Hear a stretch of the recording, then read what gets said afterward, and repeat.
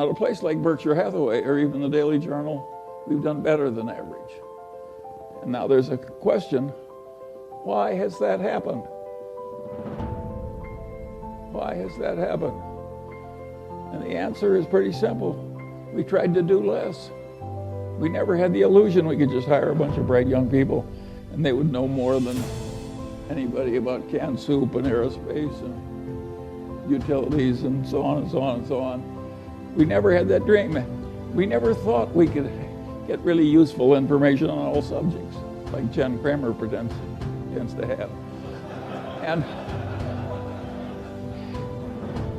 And we always realized that if we worked very hard, we could find a few things where we were right, and that a few things were enough, and that was a reasonable expectation.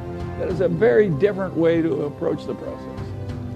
And if you would ask Warren Buffett the same thing that this investment counseling did, give me your best idea this year, and you just followed Warren's best idea, you would find it worked beautifully.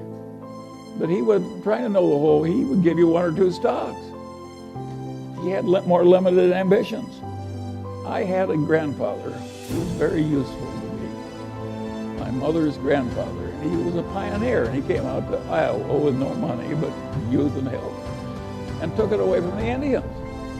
He fought in the Black Hawk. He was a captain in the Black Hawk Wars, and he stayed there, and he bought cheap land, and he was aggressive and intelligent and so forth. And eventually, he was the richest man in the town and owned the bank, and highly regarded in a huge family and a very happy life. And he had the attitude, having come out to Iowa when the land was not much more than $1 an acre, and having stayed there until that black topsoil created a modern, rich civilization and some of the best land in the world. His attitude was that in a favored life like his, when you were located in the right place, you just got a few opportunities if you lived to be about 90. And the trick in coming out well was seizing a few opportunities that were your fair share that came along when they did. And he told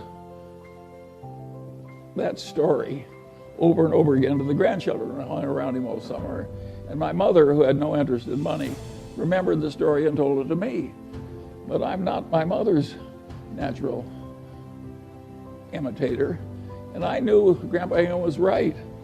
And so I always knew from the very first, when I was a little boy, that the opportunities that were important that were going to come to me were few, and that the trick was to prepare myself for seizing the few that came.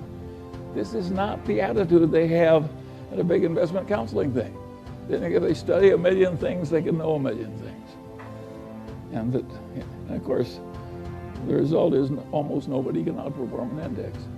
Whereas I sit here with my Daily Journal stock, my Berkshire Hathaway stock, my holdings in Lilu's Asian fund,